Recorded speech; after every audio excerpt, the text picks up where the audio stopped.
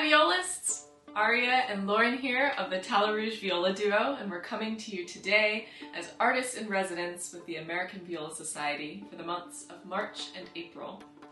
In today's video, we'll be talking about finding spontaneity in performances, and we'll be offering you some tips to help you find more malleability and flexibility in your own playing. One of my favorite musical terms is sprezzatura. For those of you who might not know, sprezzatura is an old Italian word that is often used in musical contexts to describe effortless grace or practiced nonchalance in performance.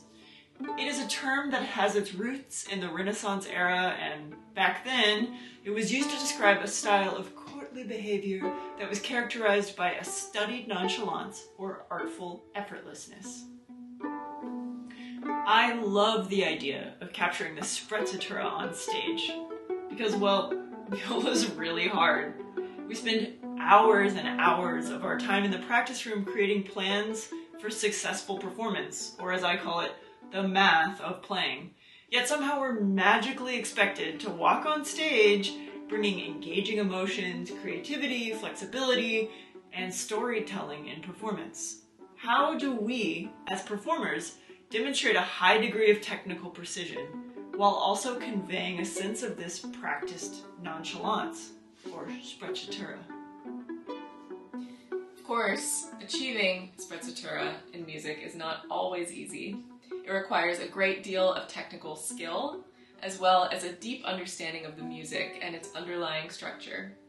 Although this may seem contradictory, one cannot come to find spontaneity in their playing without some degree of mental and physical stability. According to the Webster Dictionary, stability is the property of a body that causes it, when disturbed from a state of equilibrium, to restore the original condition.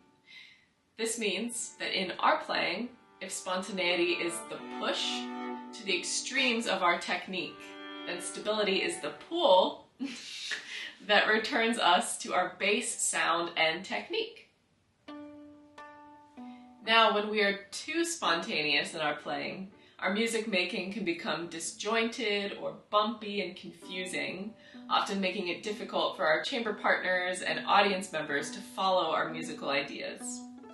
However, when we are too stable, our music making can sound rehearsed, can lack emotional content, or can sound unoriginal and unauthentic, often making it difficult for our chamber partners and audience members to connect with our musical ideas.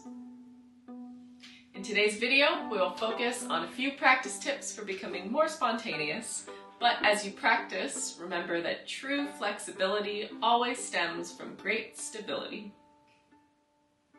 To become spontaneous and flexible in your music making, one must first live loudly in the present. Spontaneity and authenticity both stem from being very reflexive to your environment. So when a friend shows up and they're sad, you might respond with a hug.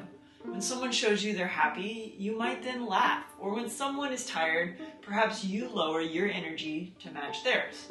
Our job as musicians is no different. In your practice, be that alone or in chamber music settings, consider how each note is a response to the previous note, and furthermore, how each passage is an emotional response to the former passage.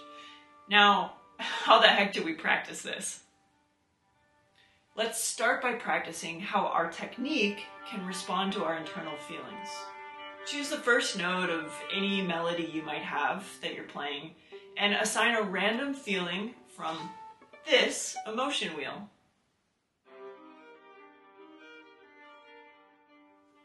Okay, now close your eyes, and instead of thinking about technique, imagine that you're pressing a button that generates this emotion from your instrument.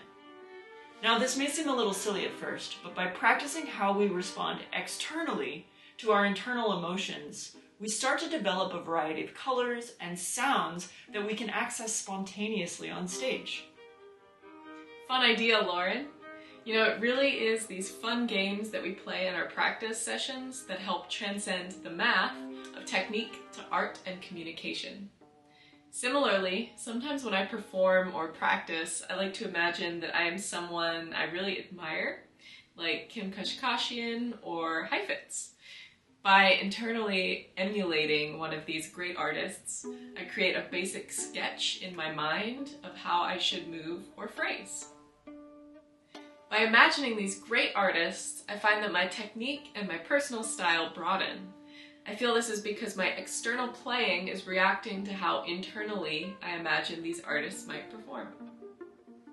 A final tip that I have for you all is something that I have exercised often in my own life, which is to either attend or host sight reading parties. These are a super fun way to work on being spontaneous and reacting to the different players you play with in a safe environment where there is little to no judgment. Another place that you can practice spontaneity is in some of your rehearsals, and you can use this time to really learn the tendencies and playing styles of your colleagues and react to their energy in your own playing. The more we are able to practice abstract musical concepts in tandem with a stable mind and solid technique, the more sprezzatura and spontaneity we can share in our performances. Hopefully we have inspired you all this week to create a few fun games in your practice sessions. Remember to be flexible with yourself and have an awesome week, y'all. Bye!